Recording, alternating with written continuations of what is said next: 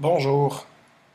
Dans la capsule vidéo précédente, nous avions vu le vocabulaire lié aux statistiques et les deux types de caractères. On va continuer en statistique aujourd'hui pour aller voir l'étendue. Donc l'étendue, c'est une mesure qui correspond à la différence entre les données extrêmes d'une distribution. Donc si j'ai par exemple, je fais une étude statistique, je veux savoir combien de télévisions qu'on comporte à la maison et qu'il y a des gens qui en ont 2, 3, 4, 5, 6, etc. Et que ma valeur minimale c'est 2 et que ma valeur maximale c'est 6. Donc je vais dire j'ai une étendue de 4 télévisions qui est ma différence entre mes données extrêmes de la distribution. Donc l'étendue, c'est la donnée la plus grande, le maximum, moins la donnée la plus petite, le minimum. Premier exemple, dans un groupe de personnes où la plus jeune a 22 ans et la plus âgée a 75 ans, pour calculer l'étendue des âges, ce que je vais faire, c'est que je vais aller calculer, pour faire l'étendue, qu'on représente d'habitude par un E majuscule, donc pour calculer l'étendue, je vais faire mon maximum, le max, moins minimum. Donc, dans ce cas-ci, si je vais faire mon maximum moins mon minimum,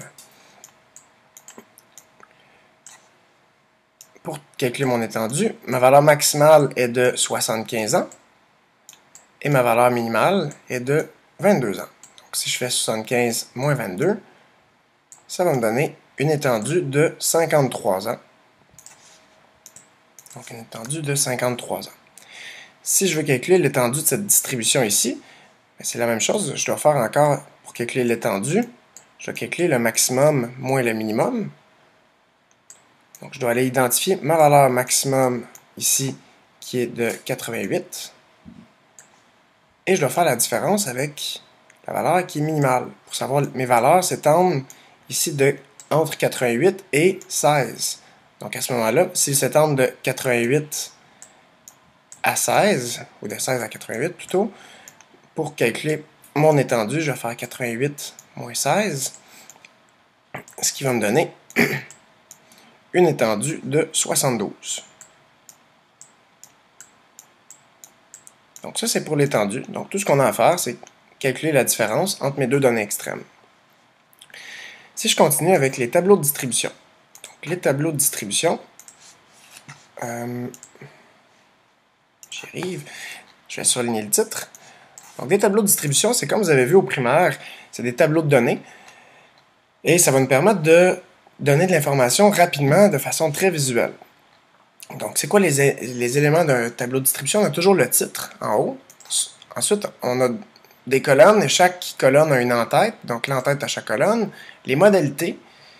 On a les effectifs. Puis, on a l'effectif total qui est facultatif. Donc, on va aller avoir un exemple ici.